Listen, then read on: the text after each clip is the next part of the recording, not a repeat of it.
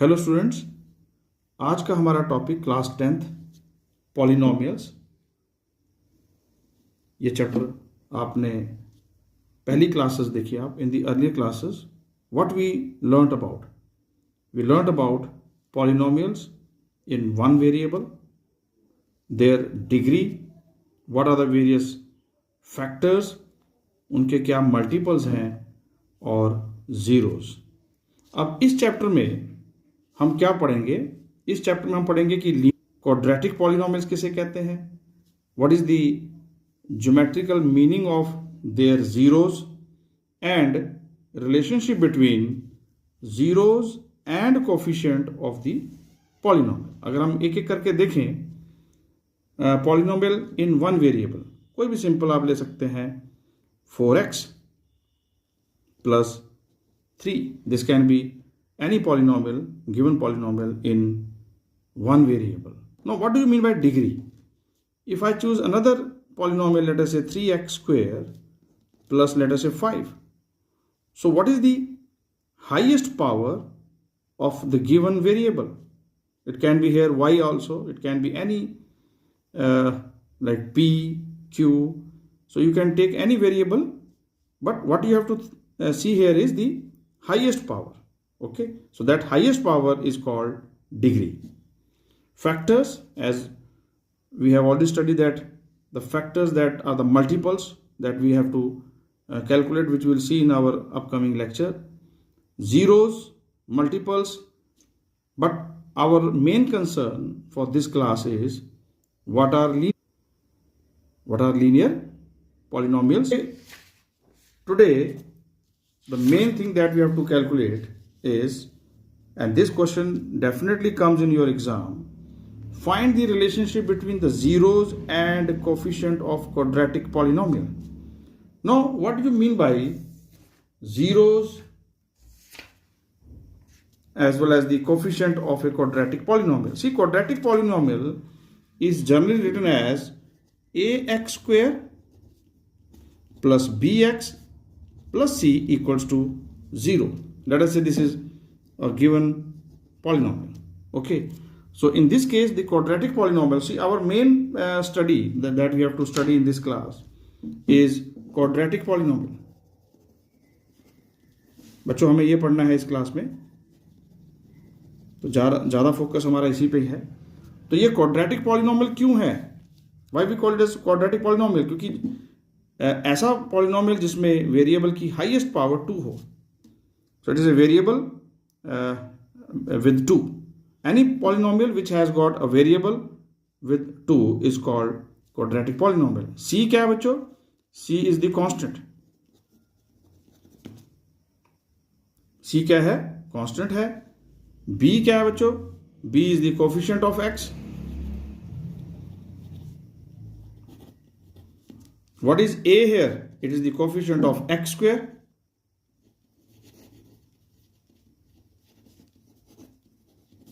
तो ये कुछ मेन बातें आपको ये भी ध्यान रखनी होंगी. अगेन हम एक वर्ड बार बार यूज करेंगे, जीरोस एंड कोफिशिएंट. तो हमारा टॉपिक भी वही है, that is zero. We have to find the relationship between zero and coefficient. ये दो पॉइंट आप बार बार रिवाइज कीजिए, zeros and coefficient of what? Of the quadratic polynomial. I told you what is a quadratic polynomial. A polynomial with highest power 2.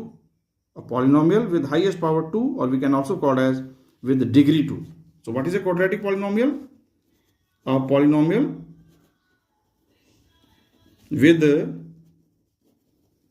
highest power 2. With highest power equals to 2. That is called a quadratic polynomial. What is the coefficient of x square? x square के आप यहाँ से hide कर सकते हैं, उसके बाद जो भी आपको न्यूमेरिकल वैल्यू मिलेगी वो कोफिशिएंट होगा. What is coefficient of x?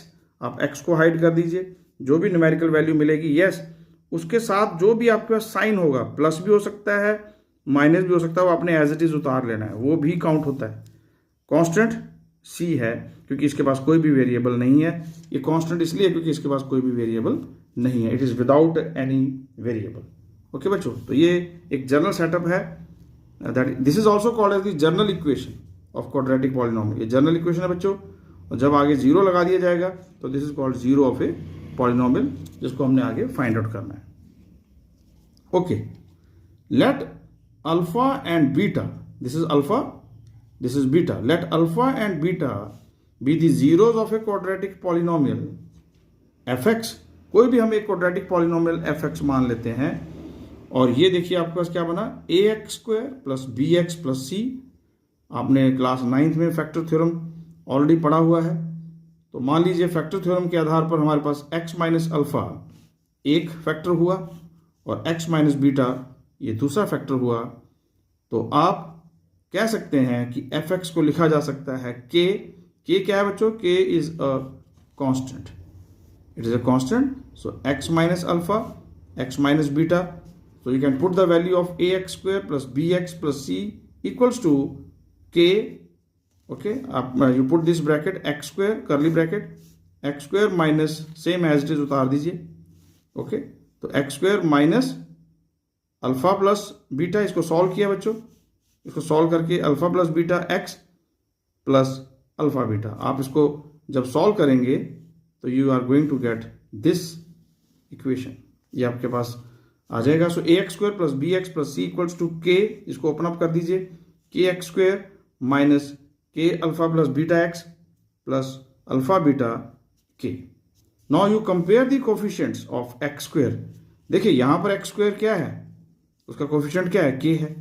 यहाँ एक्स स्क्वायर का मैंने बताया आपको, आप एक्स को हाइड कर लीजिए, आई टोल्ड यू कि आपने यहाँ पर एक्स को हाइड करना है, वो उसका कोफिशिएंट हो जाएगा। सो what is coefficient of x here, A, and what is coefficient of x square here, k. so हम इस नतीजे पे पहुंचे कि a जो है k के इक्वल है। Similarly what is the coefficient of x, ये पूरा का पूरा कोफिशिएंट है बच्चों, k अल्फा प्लस बीटा, और साथ में मैंने आपको बताया था जो भी इसका साइन होगा वो लेना है आपने, और वो किसके इक्वल होगा, कोफिशिएंट ऑफ x here, तो वो b है। सो ये b के इक्वल हो गया बच्चों। और लास्ट में हमारे पास देखिए k alpha beta into that is equal to what, C, क्योंकि यहाँ पे हमारे पास सी बच गया, तो ये रिस्पेक्टिव वैल्यूज को आपने कंपेयर कर लिया। So what is alpha plus beta, देखिए ये कैलकुलेट कैसे करना है आपने, how you have to calculate this part. इसको आपने कैलकुलेट करने के लिए इजी वे बताता हूँ आपको। आपको दिया गया सी है बच्चों, यहाँ पर आपको दिया हुआ है कि alpha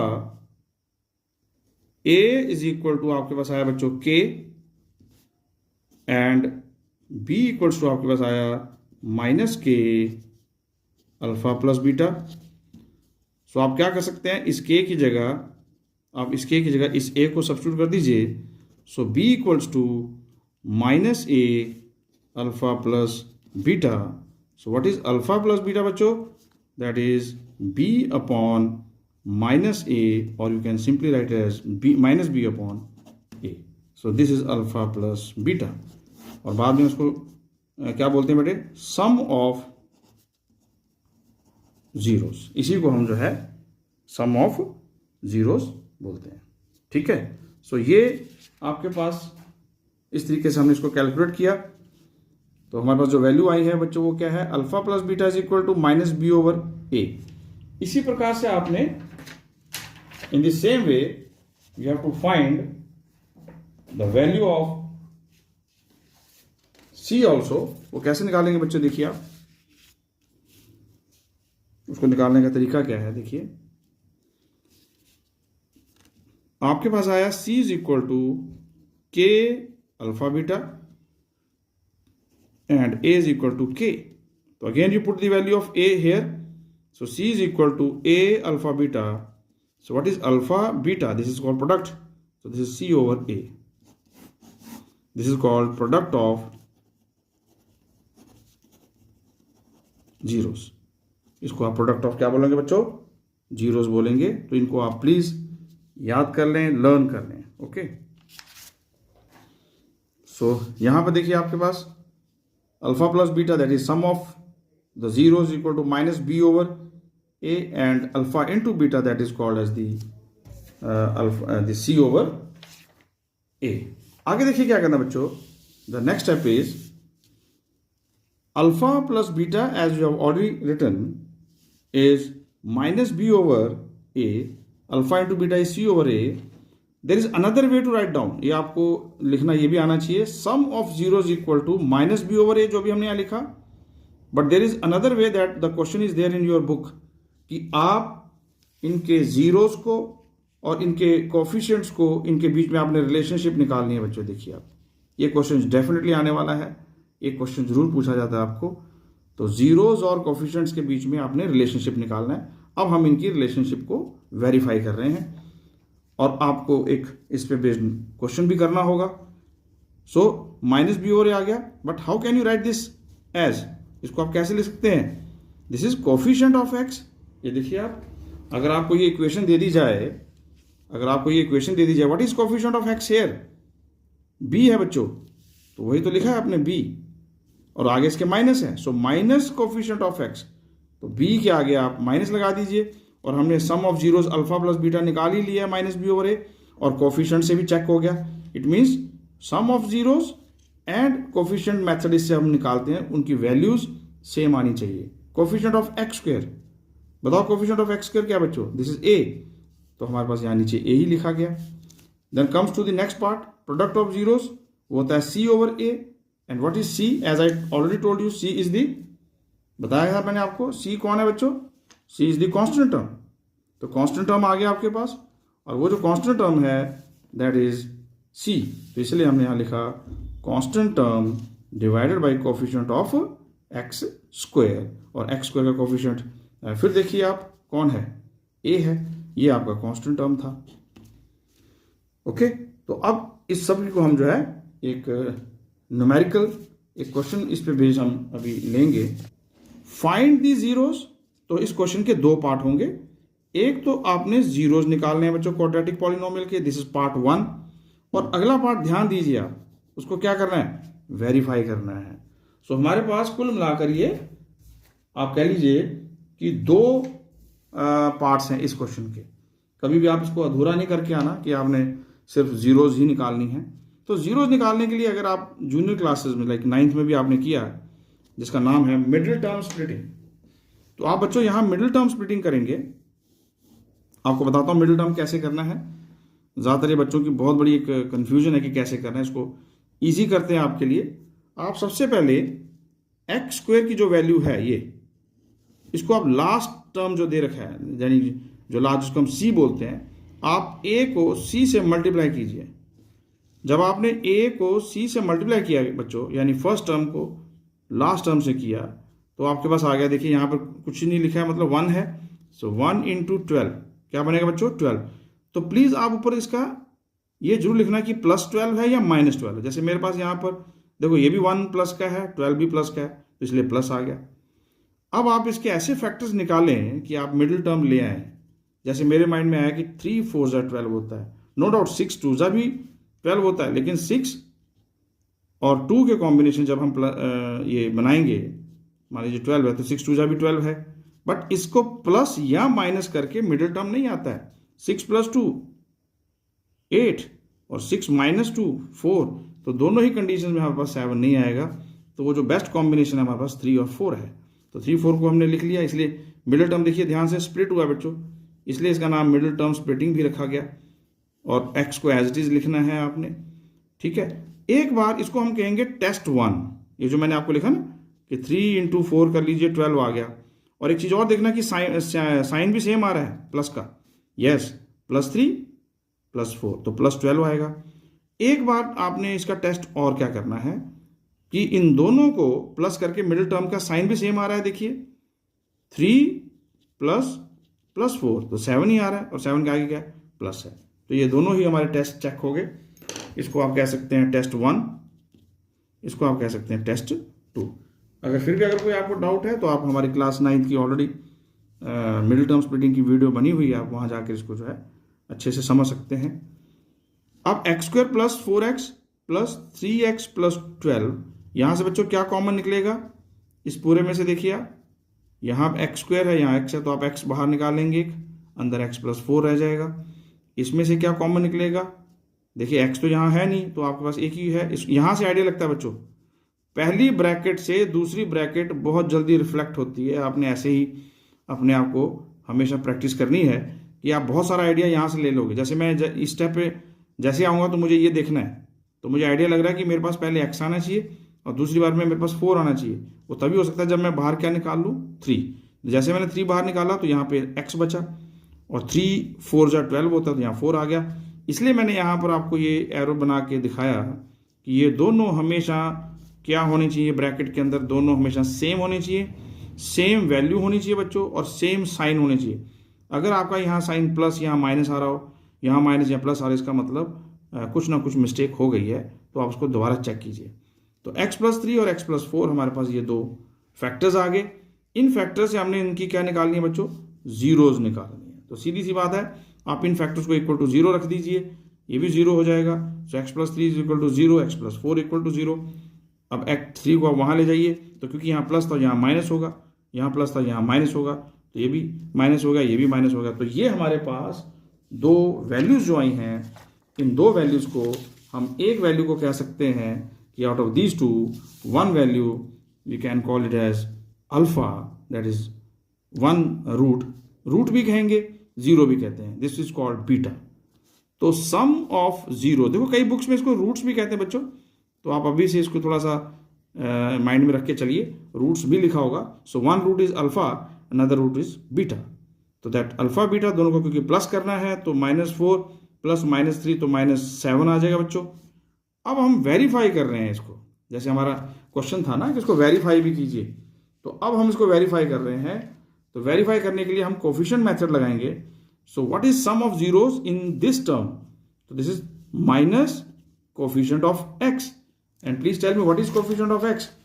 coefficient of X is, बोलो बच्चों क्या है, 7 है, तो हम यहाँ 7 लगा देंगे, और क्योंकि आगे इसके माइनस है तो ये आ गया -7। और इसको ध्यान से देखिए आप, जब आपने इसको sum of zeros alpha plus beta से किया, that is zeros and coefficient, क्योंकि हमारा क्वेश्चन तो ये था, verify zeros and its coefficients, वही कर रहे हैं हम।